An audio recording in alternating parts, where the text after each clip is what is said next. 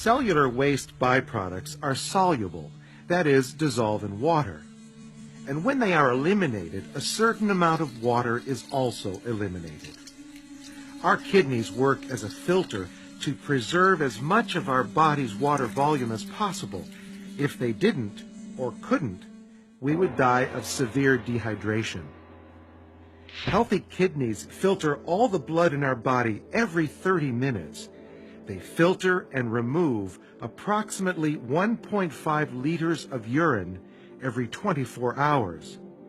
This would fill about 2.5 bathtubs in a year's time. Previously mentioned, urine production begins in the nephrons.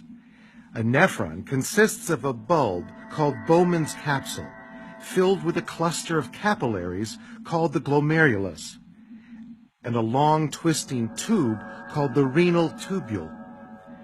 Blood flows from the renal artery into the glomerulus. Here, blood pressure forces much of the blood plasma, the fluid portion of the blood, through the cell walls and into Bowman's capsule. This is called absorption and is the first of 3 steps involved in the process of filtration, or filtering of the blood. If the filtering surface in every nephron in just one of our kidneys were smoothed out and stitched together, it would equal approximately 6 square meters, the size of a sail on an 18-foot sailboat. One kidney can absorb 125 milliliters of fluid per minute, or 20% of all the fluid delivered via the renal arteries. This fluid is called filtrate, and in one day, the glomeruli produce about 180 liters of it. This is 70 times the total blood plasma volume in our bodies. If the nephron only absorbed fluid, our body would soon be in trouble. We would obviously lose far too much water and other materials that the body needs.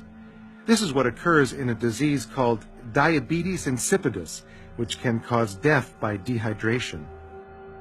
During the next step of filtration, called reabsorption, the filtrate passes from Bowman's capsule into the renal tubule. Here, 99% of the filtrate is reabsorbed back into the capillaries surrounding the tubule and returned to the bloodstream. Driven by complex chemical and hormonal processes, reabsorption allows needed water and nutritional substances to be maintained at a useful level in the bloodstream, while removing waste, excess water, and other substances. In the final step, called secretion, any solutes remaining in the capillaries that were not filtered out originally are secreted into what is left of the filtrate.